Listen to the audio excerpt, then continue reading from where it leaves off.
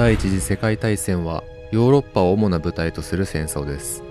サラエボ事件でセルビア人の青年らがオーストリアの皇太子夫妻を暗殺したところから始まり、ドイツ、ロシア、英仏というように連鎖的に戦争が拡大していきました。しかし冷静に考えてみると不思議なことがいくつかあります。なぜ遠いところにいるアメリカや日本がこの戦争に参戦したのでしょうか。ヨーロッパの戦争として始まった第一次世界大戦はなぜ世界大戦として終わることとなったのか。そこには歴史の複雑さと面白さが詰まっています。一緒に見ていきましょう。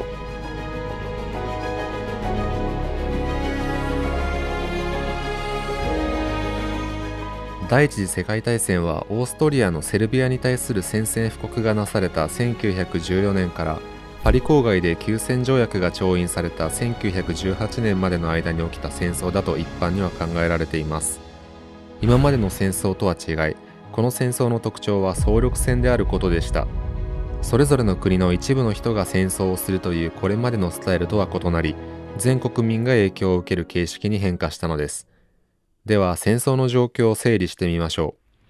セルビアにオーストリアが宣戦布告し、ロシアが総動員令を発したので、北欧同盟に基づいてドイツがロシアに宣戦布告、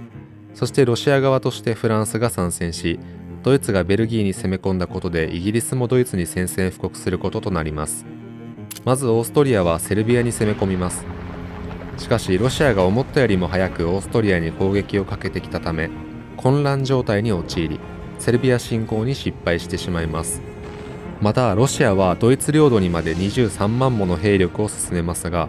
15万のドイツ軍によって壊滅的な状況になります。これはタンネンベルクの戦いと呼ばれ、ドイツ軍を率いたヒンデンブルクはドイツの英雄となりました。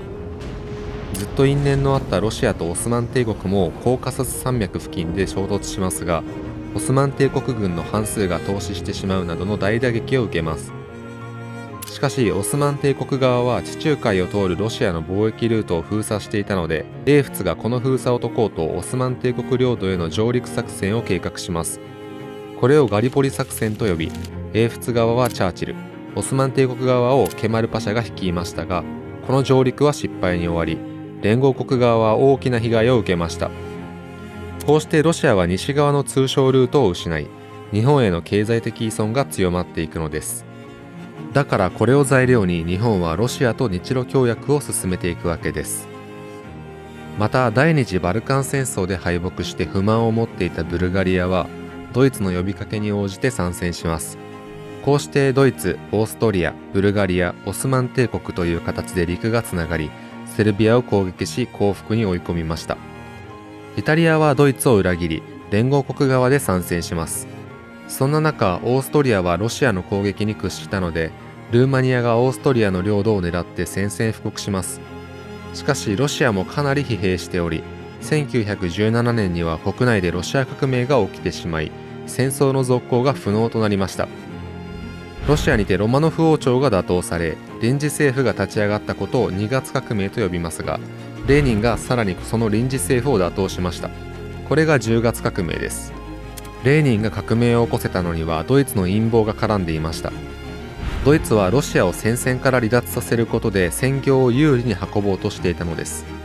そしてまんまとロシアで革命を起こさせ、戦争から離脱させることに成功したのでした。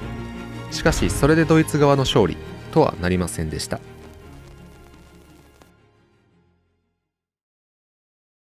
これまでの戦争は主に陸上で展開されていました。イギリスは北海と大西洋エリア、フランスが地中海エリア、そしてドイツはバルト海エリアの制海権を保持しているという状況でした。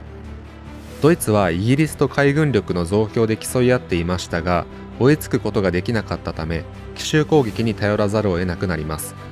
こうしてドイツは食料を輸入に頼り切っているイギリスを疲弊させるために、無制限無警告の潜水艦攻撃を開始します。これだけ聞くとドイツが暴走したようですが、イギリスの方が先に国際法を違反してドイツに貿易封鎖を行っていました。やり方はドイツより穏やかでしたが、ドイツでは60万人以上の餓死者が出るほどでした。しかしドイツはアメリカの船をも撃沈させました。とは言ってもアメリカはドイツに攻撃されて仕方なく参戦したわけではありません。参戦したい状況で無制限無警告の潜水艦攻撃という作戦が行われたので、都合のいい口実を得て参戦したのです。というのもアメリカはウォール街からの圧力を受けていたのです。ウォール街の財閥が英仏にお金を貸しており、これを回収するため英仏には勝ってもらわなければなりません。こうしたウォール街の要求が中立を維持していたウィルソン政権を参戦へと導いたのです。こうして軍需景気に沸き立った大国が参戦したことで、一気に情勢はドイツへ不利になってしまい、ドイツは敗戦することとなります。日本史を学んでいると、第一次世界大戦は非常に影が薄い戦争かもしれません。しかし日本は地中海方面に艦隊を送っているだけではなく、この戦争をチャンスと見て様々な政治的動きを見せています。とはいえ、一体なぜ日本は東一で起きた戦争に参戦したのでしょうか。一つにはドイツの権益が東アジアエリアにあり、日英同盟が存在したことの組み合わせが挙げられます。最初戦争が始まるとイギリスが日本に対してイギリスの商船を守るように要請しました。当時の日本は大隈内閣の下で加藤高明が外務大臣を務めており、基本的には積極的に戦争に参加するという方針を持っていました。なぜかというと、満州をもうすぐ中国に返さなければならないのが嫌で、それを何とか延長させたかったからです。要するにドイツが支配する中国の権益を日本が取り返すことで、中国に対して代わりに取り返してあげたんだから満州を返すのはもうちょっと延長させてくれと交渉したいということです。